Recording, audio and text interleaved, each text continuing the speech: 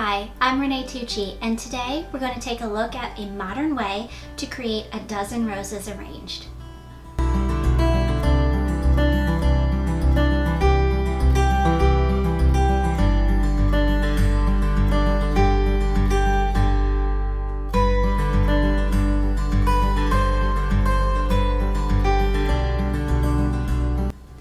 Okay, so we're going to be creating a modern dozen rose arranged. Now, I have another video that showcases how to create a traditional dozen rose arrangement, and I'll drop the link for that down below. But I wanted to use the same materials in a different configuration to create a more modern look.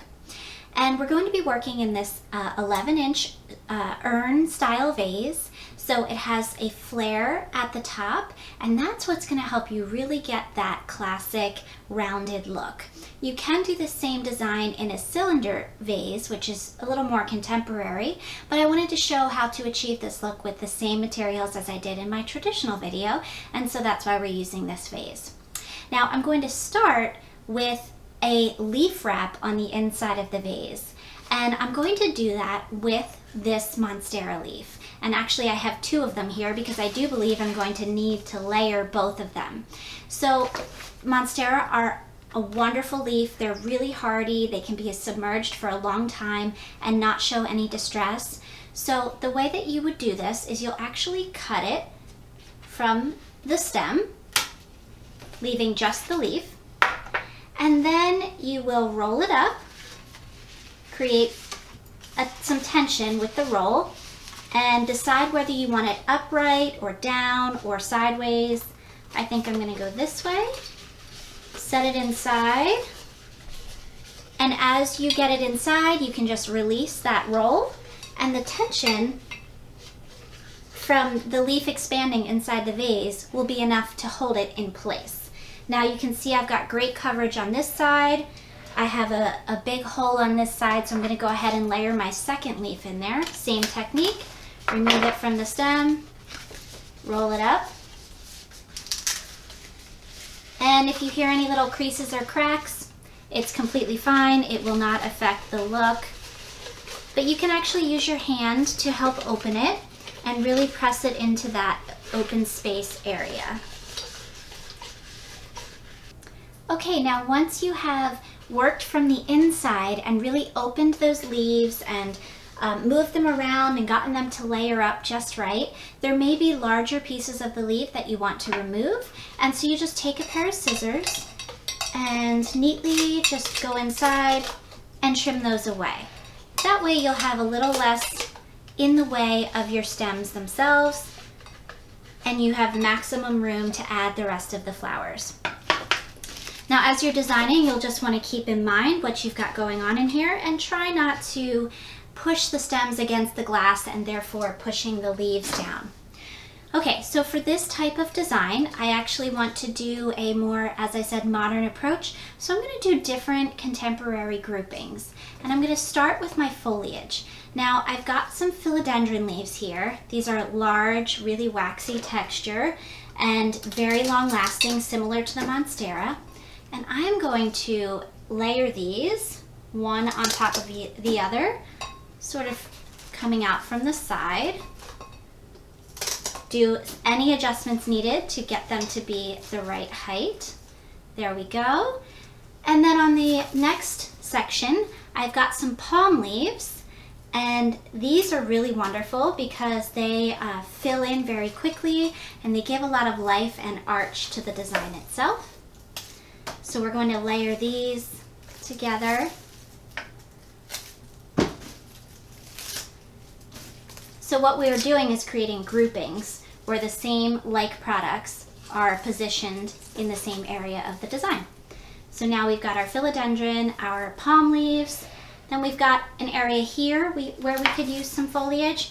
So now I just have some ferns here, some large flat ferns, and we'll do the same thing with this, where we'll just layer it into that last area. Now, with any of these greens, and I'm going to start to have to stand on my step stool here, my tippy toes, you're going to want to strip the bottom of the stems so that you have a completely clean stem that's going to go into your vase. So you want to strip, trim, and add in. Okay, so now I've got a really nice base, and you'll see my head poking in and out of here as this design builds. It's going to get more and more in the way, but that's okay. You're not here to see me, you're here to see the flowers. Okay, now generally I like to use at least 3 types of foliage, 4 if I can fit it. So I actually have a 4th type of foliage to use here. These larger, harder, waxier greens are providing a great base. And then I just want to add a touch of this olive foliage. It's a completely different type of texture, and not only is it a much smaller leaf that's going to help fill in our center, but it's got that gray undertone to the back side, so it's introducing a new feel to the color palette, a new layer, if you will. And so I have prepared these stems before I came on here today, so most of the stems are already set with clean stripped bottoms. Olive has wonderful natural arches to it. Each stem is a little bit different, so you need to just look at how the natural stem is bending and use that to your advantage so it's arching out from the center. That's how you'll get that rounded look. Now, I'm just keeping in mind that I want this to be contemporary, so I want to make sure that I've got that grouping really clear in each area. And I'm still going to group the olive foliage. It's just being grouped in the center of the vase as opposed to the edge where the larger leaves are. And you can make any adjustments needed. I want to get a little bit more arch out of my ferns here, so I'm just gently massaging them to get them to arch over a little bit instead of stick straight up. Like I said, gently just give them a little bend and they will arch over. Okay, now I want to add my roses. And I've got 12 beautiful orange roses here. And if you get a grower pack of roses from your wholesaler or from a market, you will find that they generally come in 2 sizes within the pack. And let me see if I can find a good example of that here for you. Oh, here we go. So, as you can see, we've got 2 sizes here. And I've already gone through the pack and I've selected 6 shorter and 6 taller. And I'm just going to use that to my advantage to build up from the center of the design.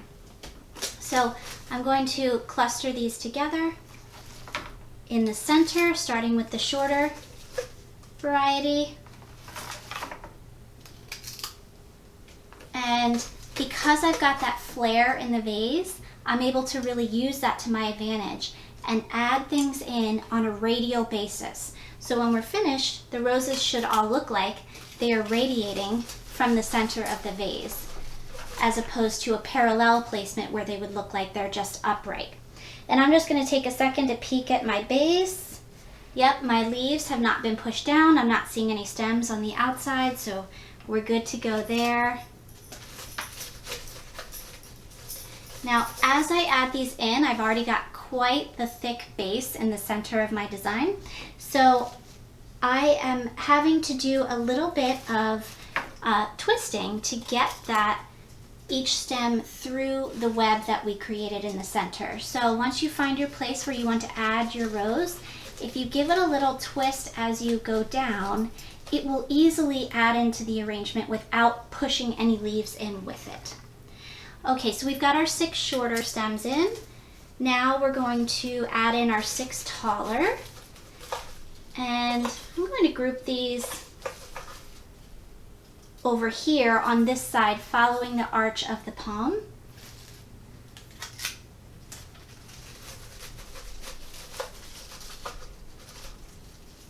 Okay. So we're almost creating a cascade effect here, where we've got the taller roses leading down into the shorter. And because we've got that flare on the vase, I'm able to really get a nice flare with my rose placement. hopefully you can see how these roses are really sloping. And that's giving us almost a terraced effect, where in terracing, the roses or whatever flower you're using stair steps its way down a design. And that's a technique we use in floral design quite often. Okay, so this is really a different type of design. You'll see it's an unusual shape and style, and that's okay. Not everything we make has to be cookie cutter, right? So I've got two last things to add to this, plus a bonus. I've got some purple status here, and this is such a workhorse for our industry. We love purple status because it's really consistent. There's such a color punch with it. You really get a great color punch, and it lasts so long. It's a really great long-lasting flower. So again, I'm going to group this down here. I'm going to do a coordinating grouping on the other side to balance it out. And I'm just carefully, with my hands, setting aside what's already in the vase so that I can work the status into it. And if you have really full and fruitful stems, you can cut them into several pieces and get more mileage out of them.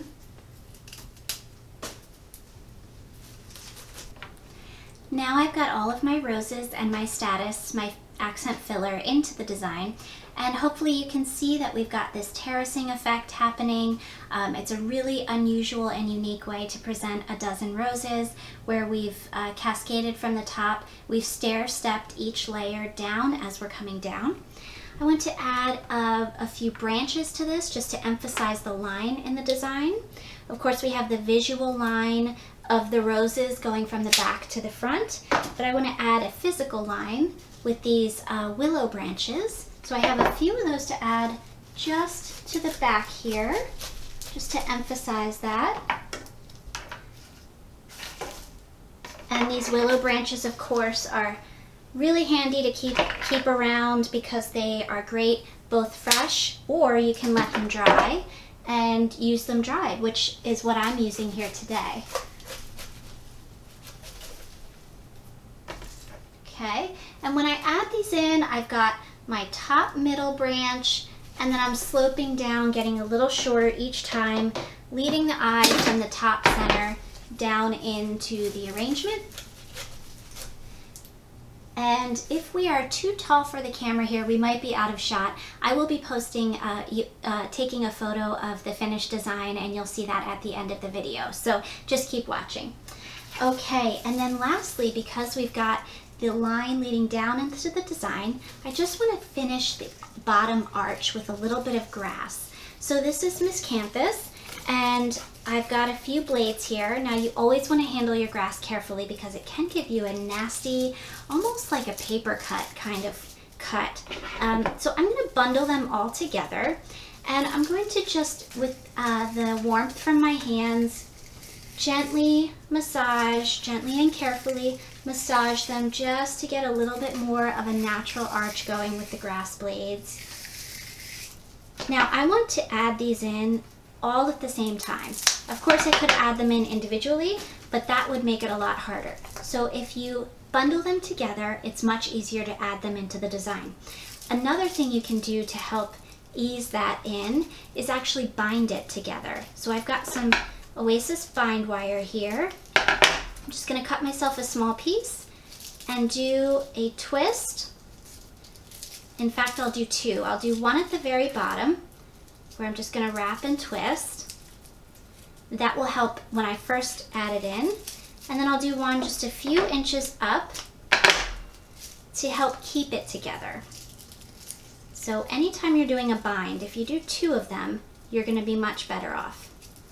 All right, so now I've got my cluster pretty secure here, and I'm going to go ahead and carefully separate what I already have in here, and just keep an eye on the bundle as it goes down. Again, we want to make sure we're not going on the outside of those leaves, because that's all we want to see. We want to camouflage the other stems within the Monstera leaf wrap that we did in the beginning. And actually I can see here now that my willow branches have gone rogue and are on the outside of my leaf, and that is a no-no. So let me adjust them. There we go. Now we've got it. And now that we've got the beautiful grass arching out the front of the vase here, let's add a finishing touch with some rose petals strung onto the grass. It's very simple to do. You simply peel away a petal from a rose, fold it in half so that you're working with multiple layers. Take a knife and just poke a tiny little slit in the petals so that you have an area to guide the blade through.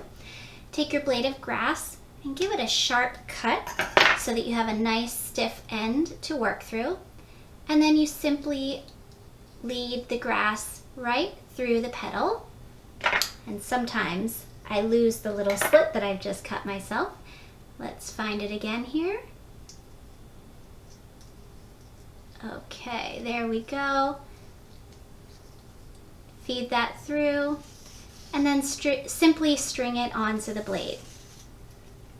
Keep watch as you do this to see where the color might need to start. You'll probably want it to start all the way inside, and that will help lead the eye to the base of the design. The petals will last for just a few hours, but if it were for a special event, it would be a really beautiful touch. I hope that you have enjoyed this design and been inspired, and that you have a great day.